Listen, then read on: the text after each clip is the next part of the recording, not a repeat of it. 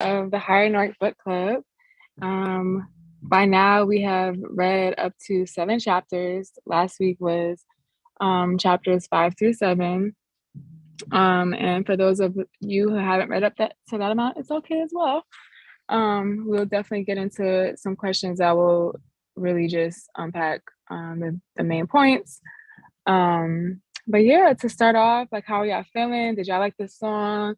Are y'all feeling the vibe? It was like a pretty active meditation, but there was plenty of affirmations and things that were definitely said that relate to some of the chapters in the book. So yeah, anyone would like So to share? very relaxing, very focusing on this rainy Monday here. Made me even more excited for our book meeting today. Yes, thank you, Elijah. I like see. the song. I'm sorry. No, go ahead. I was gonna literally say that you said you liked it, so go ahead, Stephen.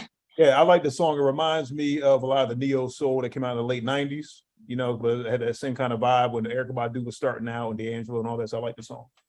Thank you. Yeah, he's a North native artist, so definitely get into his work, and yeah, definitely uplifting.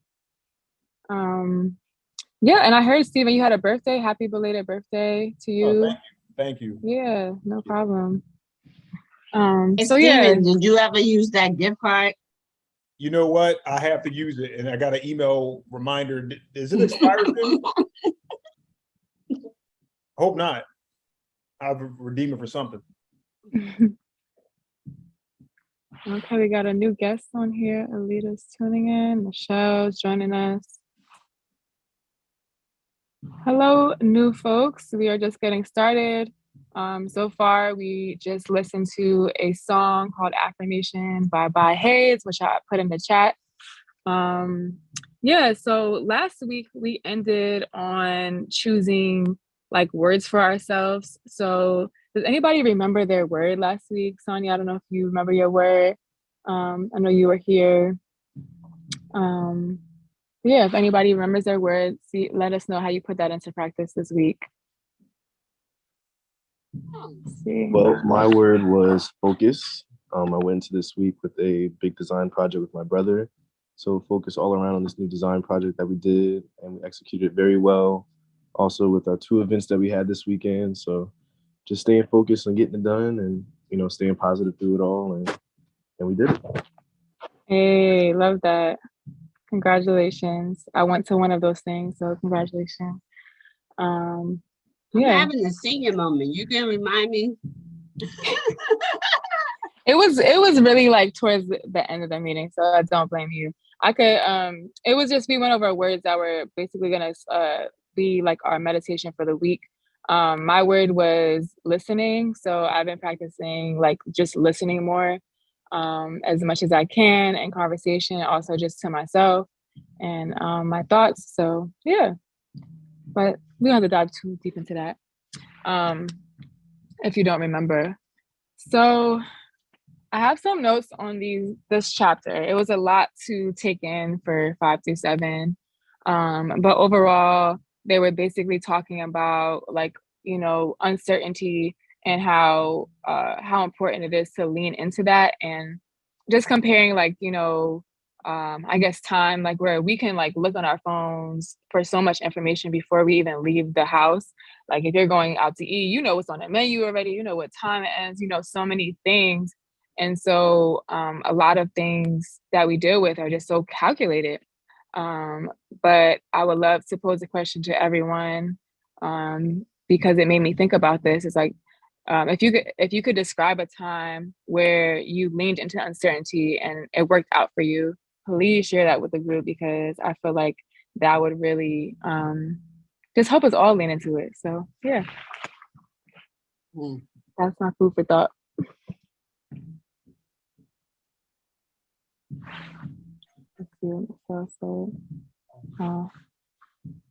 Well, I have a quick example, but this is career related. 20 years ago, I was in a scientist role where I'm like stuck in the lab, right? And I was a little bored with it, so I decided I'm going to take a jump and go into sales, which I'm still in that area now. Everyone in my work group say, oh, you're crazy to do that. You're evaluated every week in your numbers and this and that.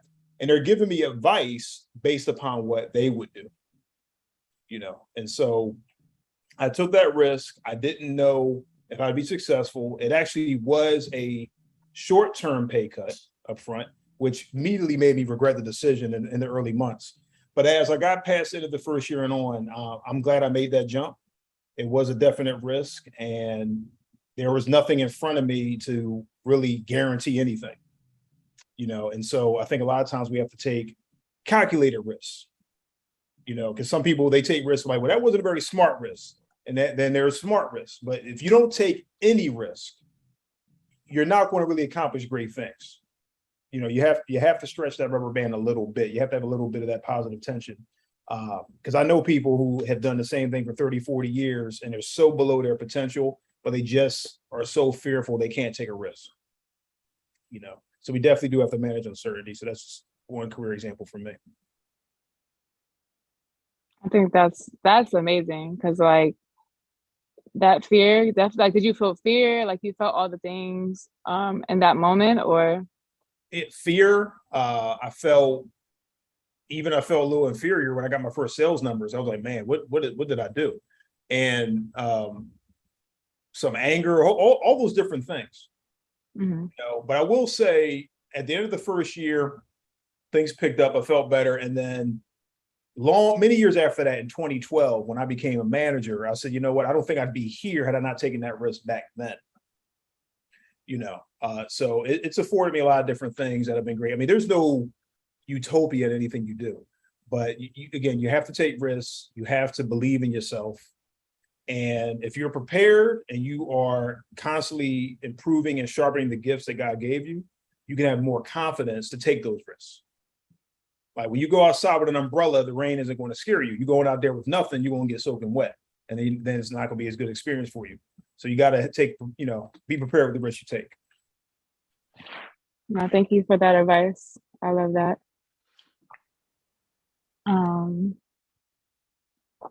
Let's see. Can you guys hear me still? My AirPods. Yeah, we can hear you. Yes, I just we turned my can hear you. AirPods off. I think they're dying. But so Sometimes you gotta get you know, be comfortable with uncertainty. I would say kind of in Steven's realm with the career. So my career trajectory has changed. I've started in retail, went into healthcare, now in workforce development, fields of complete difference in every sense of the word, yet being able to work and adapt into the environments and being uncomfortable with that uncertainty, and then getting comfortable with that uncertainty, because my relative skills were able to translate over to the different industries despite not the relativity in those industries. So just being able to adapt. And I think that's dope, like just having those transferable skills from like taking risks too. Like, you know, those are invaluable skills. Like if you just stayed doing the same thing, you would not have. So shout out to y'all. Sonia, did you want to share something? I don't know, you eating now. Never mind. Enjoy that. Andre, would you like to share anything? Nothing about this chapter, but the next two more so resonated with me. Yeah. Gotcha. Okay, yeah. So my next question too, I guess kind of relates to the first one, like, has anyone taken any risks lately? As far as, it don't have to be work related. It could be like personally too. Yeah, has anyone taken any risks in the past few months?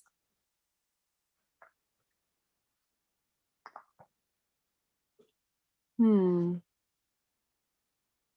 don't know if it's a risk, but just being able to, well, I guess I don't know if I would call it a risk, but being able to just use your voice and speak up for yourself.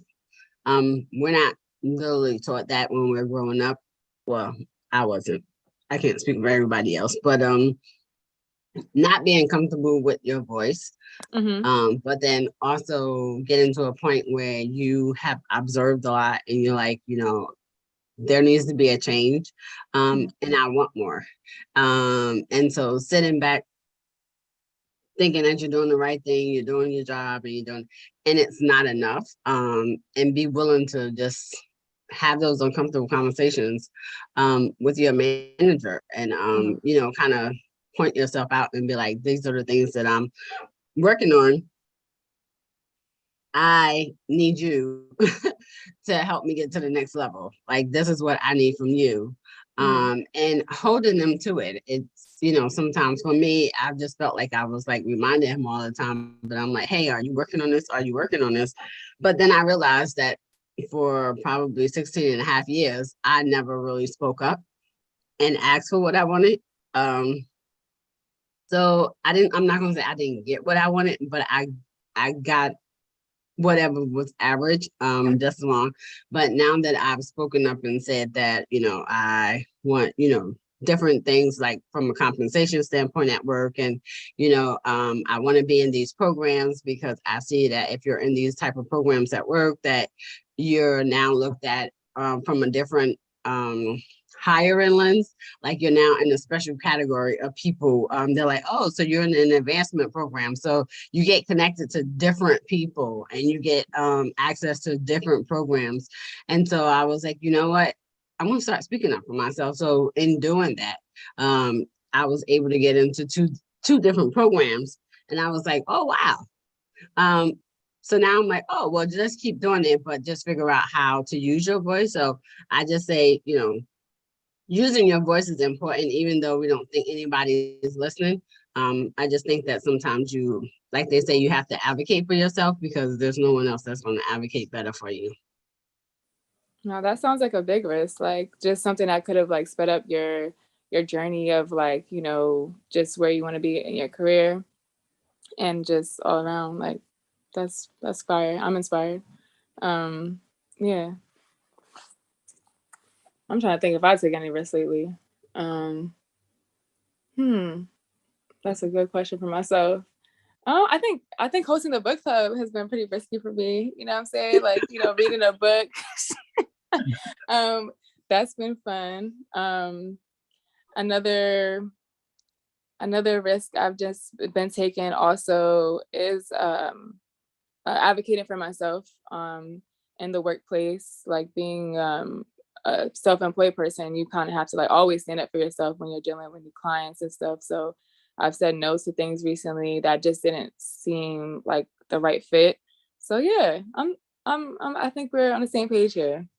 um let's see what else.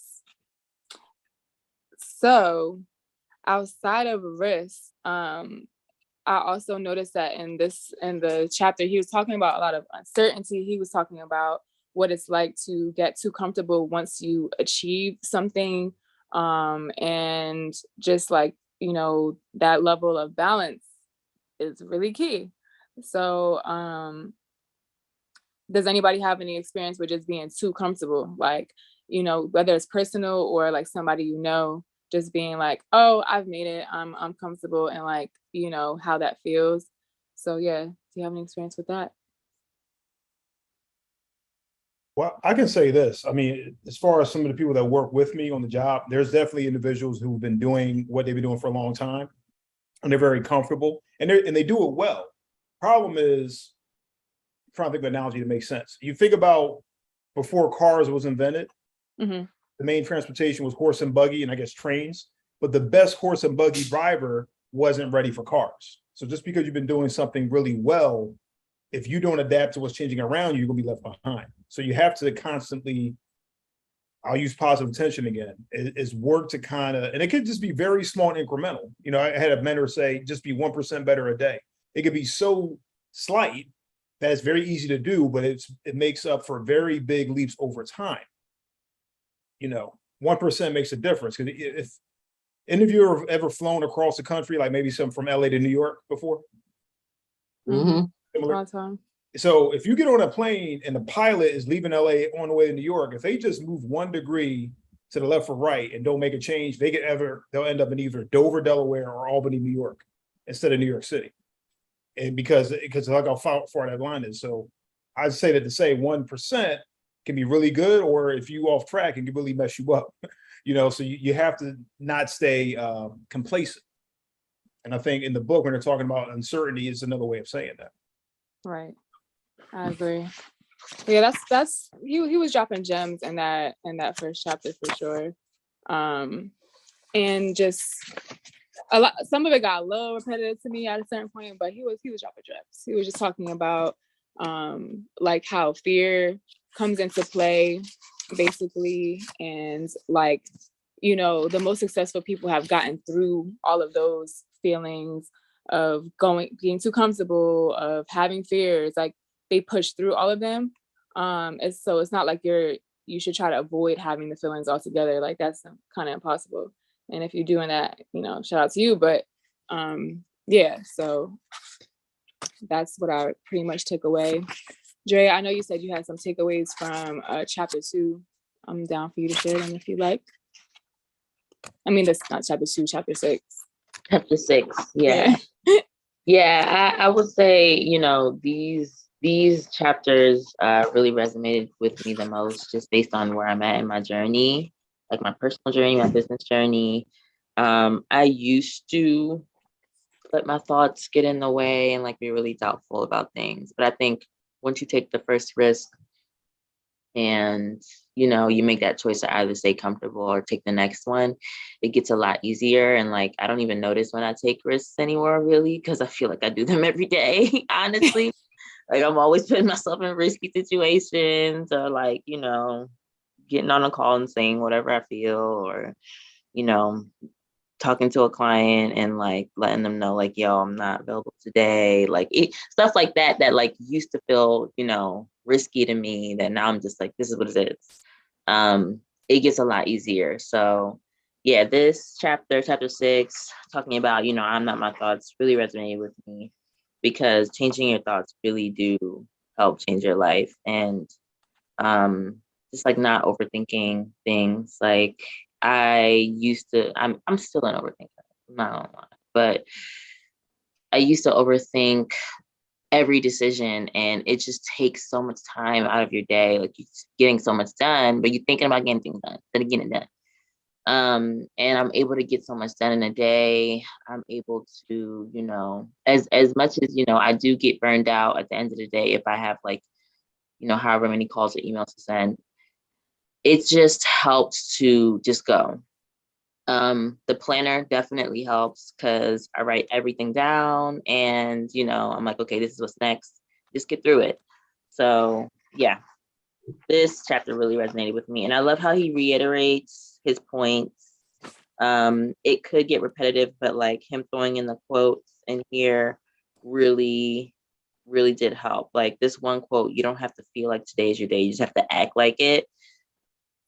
Yeah, bars. Bars, because I definitely, today was like, I looked outside the window in the office and I was like, I can go home right now, go to sleep, because it was raining and it was gray, and I was like, you know what, no, I'm gonna sit here, I'm gonna finish what I got to do, everything on my list, did it, felt really good at the end of the day. Now I can come home and watch my shows and eat my dumplings. So yeah.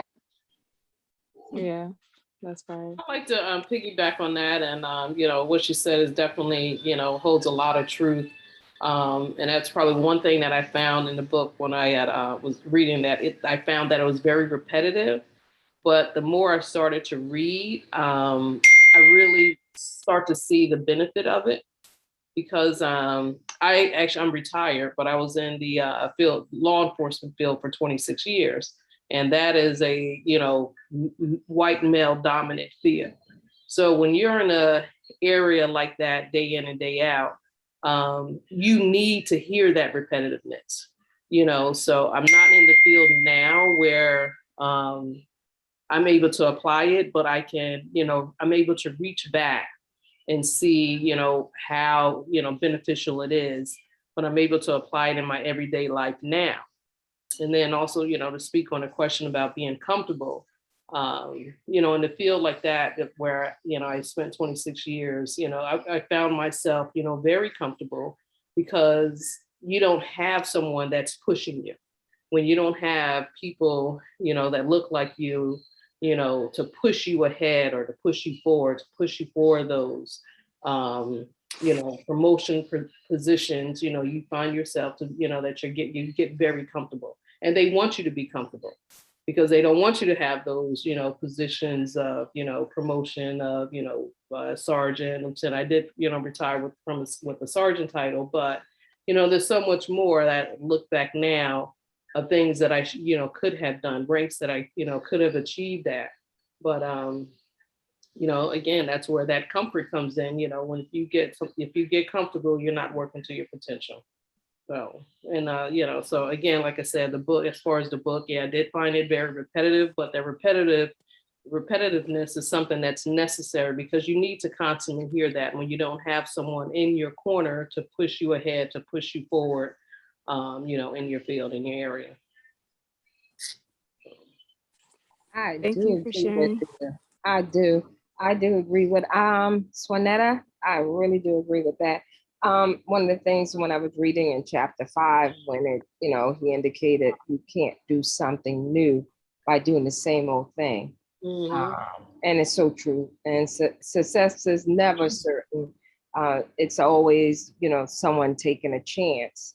And I know when I used to work in New York, I took a chance to come to work in New Jersey. And I thought that's what I wanted. And when I look back now, I realize you know, went back or did something else. I at one time started to do a change in my career, do a career change. And due to the illness of my father, I kind of put that on hold. And it was just one thing after the other. But one of the things I do instill in my kids is that to chase their dreams, wherever it might be, don't be afraid. And not that I was afraid, I guess I was more comfortable, became complacent.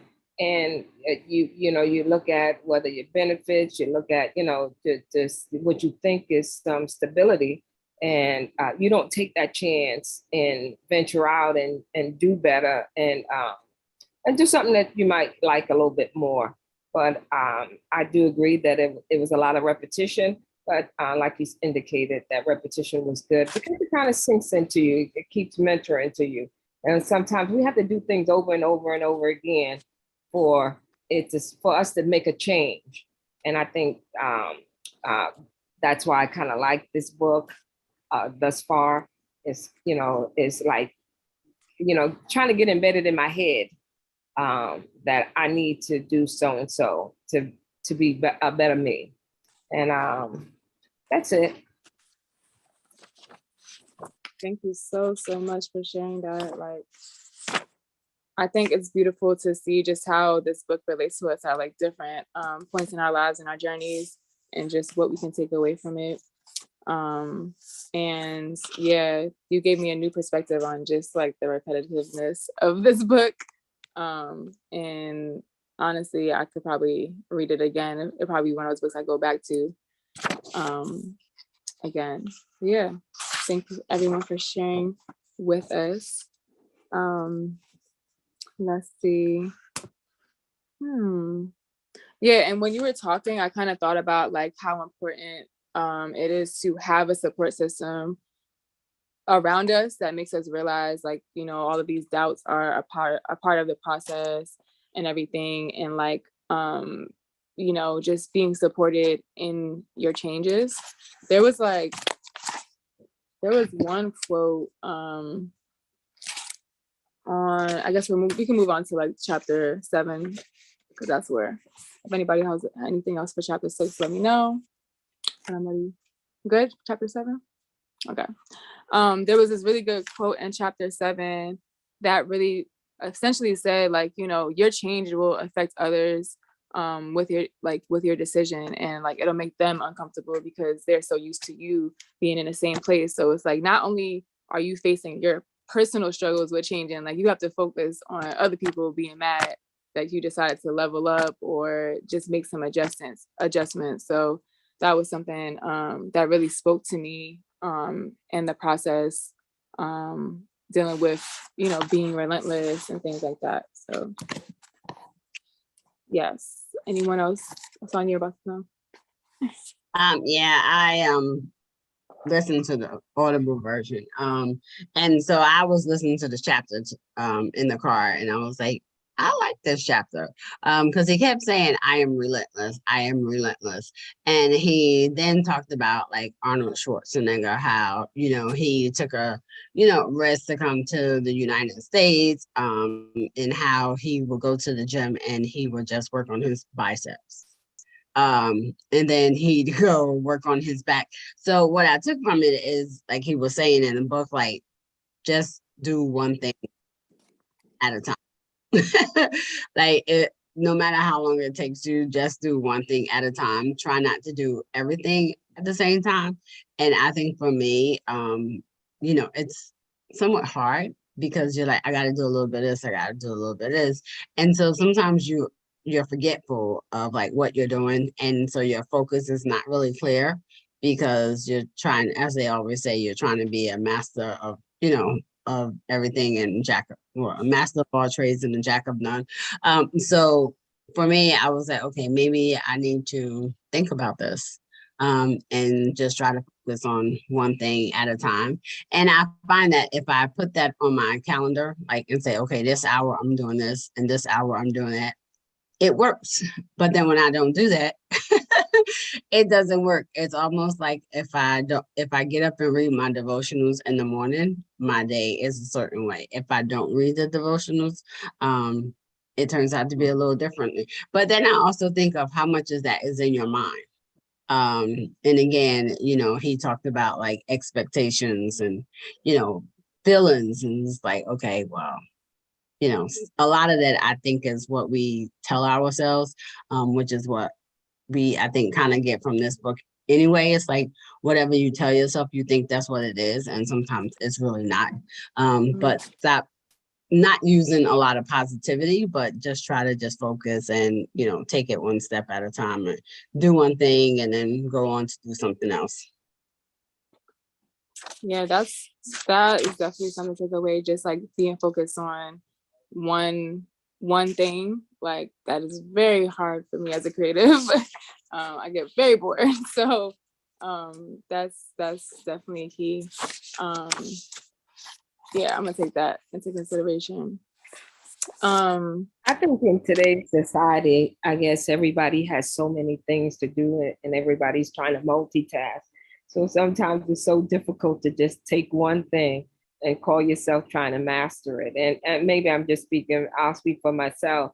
But it's true when I was listening to the part where Arnold Schwarzenegger was talking about how he took to take one step at a time, like he did different parts of his body to build himself up, to get himself where he wanted to be and to be seen, and get into the limelight of acting and stuff like that. But when you look at it, I guess with society and the way it is, everything is fast paced, fast moving. Sometimes we don't do that. We try to do so many things at one time. And sometimes there's a lot of things that get lost by the wayside that you truly, really want to do. So I look at stuff and I said, maybe I just need to slow down and do one thing. And then once you get that, go to the next thing. So when I was reading that, I was like, oh, you need to just take it easy and slow down. Not slow down to the point where you're not getting anything accomplished, but just focus on that one and then go to the next. But I did like what he indicated about being relentless, and it has one direction, which is forward, and one option, which you need to keep moving. You got to keep moving. You got to keep the movement going. And so with that, it's like don't be quitting. There's no room for, quitting. And so it just, as a reminder that we need to just keep moving forward and don't quit, because quitters never win. So that was it. Amazing. How did y'all feel about chapter 7 for those that got there?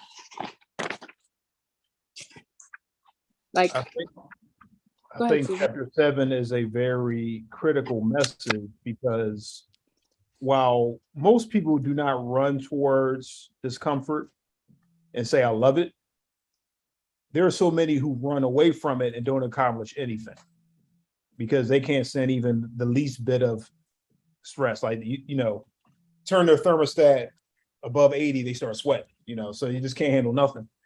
So I think there's a quote in there, and I think it's Theodore Roosevelt, nothing in the world is worth having or worth doing unless it means effort, pain, and difficulty. And I think all of us can think back to some of the things in our lives, whether or not we still have it or not, it involved all those things. And I think I said this last time, any woman that's given birth to a child knows it right there firsthand. I've witnessed this 3 times and I felt pain. I wasn't even giving birth to the kids. I was getting kicked and screamed at, but that's just one example. But I think there's such a sense of accomplishment when you overcome odds and you get the payoff of working really hard. And if any of us ever got something for free or with little effort, while we may appreciate it, it probably doesn't have the same satisfaction, you know? And just like a rubber band, if any of you ever had an old crusty rubber band, you know, a rubber band is useless unless it can stretch, but it doesn't stretch unless you put stress on it and then come back. So, or like Arnold Schwarzenegger in his arms, our bodies, if you don't put stress on it, it has to break down and grow.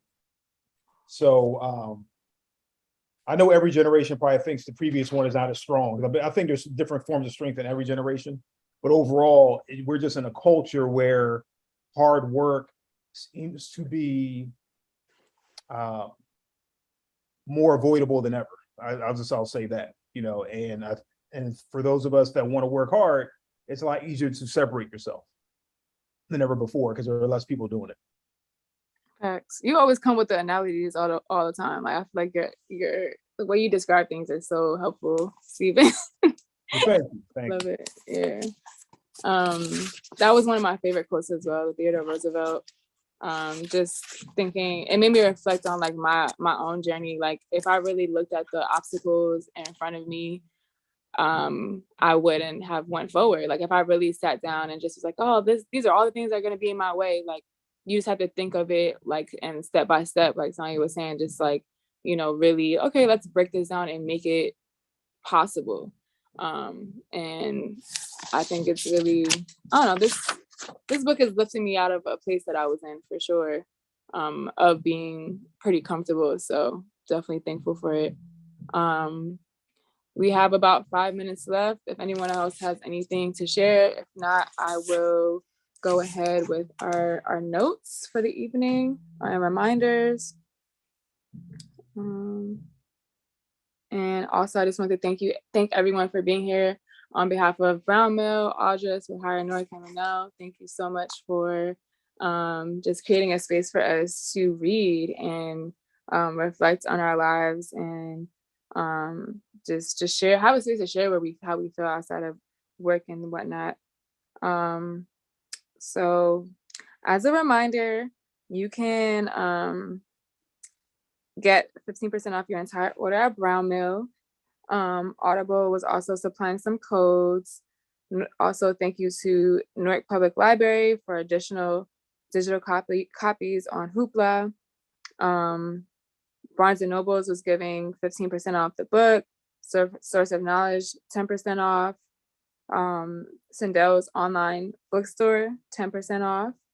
And if you didn't know, you can sign up for services with Hire Newark via the Facebook page, and also get connected to resume reviewers, professional career coaches, and any open local roles for business. And yes, she's join our talent pool. Yes, please do. And there's a link up, and I was putting all the links in the chats as well. So this is our last meeting in person, guys. Like, we really finished this book together. We are meeting in person this Friday, the 26th at Marcus BNP. Well, BrownMill first, and then we're gonna walk over to Marcus BNP. So, and we're finishing out with chapters 8 and 9. And for those of you that can't join us, we will just have to like send you guys an email and just like stay in touch. We're gonna be very present with each other during that time. Do you have anything to share, Audrey? Anything I missed? Oh, 1 second, I can't hear you. I don't know if it's muted or the sound. I said, nope, that's perfect. We are actually opening registration for our fall book club next week. Look out for that email. And thank you again. You've done a beautiful job, even if it was scary or new. I had a good time. So yeah, August 26th, 49 Halsey Street from 7 to 8:30. You can see the background. That's BrownMill on the steps next to Burger Walla. And yeah, the last thing before we all hang up is like, I would love for you to choose a word for the next week, and then we'll discuss it at our in-person meeting. So yeah. I gotta think about this, my word for the week. Happy birthday. What could it be? Okay. Sonia said organization. Organization. I Now I'm love that. putting it in my phone so I can remember. Ooh, I think my word for the week, I guess it's not really a word, it's like a description, but just routine, just getting back into routine, preparing for the fall season. Ooh, altruistic. Can you describe that word a little bit? Because it's not ringing a bell for me. So altruistic means putting the needs of others ahead of yourself. Okay. Love that. Anyone else before we head off? I say my word is definitely wellness for this week. Love it. Getting back, like you said, routine and just mental health before September starts. Yes. And Now says balance. Balance. Balance is always good. I will adopt wellness. Wellness. I'm in agreement with it sounds like y'all about to have a spa day. I'm gonna piggyback off of yours, Z. I'm gonna be routine as well. Okay. Getting ready for the school semester. I'll check in with you about that. That routine. Got you, Elijah. I'm balanced too. Balance. And we have another one. Michelle says to commit. Okay, we have some great takeaways. I am thankful for another successful meeting. And yeah, I'll see you guys on Friday in person. Audrey, are you sending a reminder via email? Hey, take lots of pictures so I can see how it went down. We're gonna FaceTime you, Stephen. Yeah, we can FaceTime, yeah.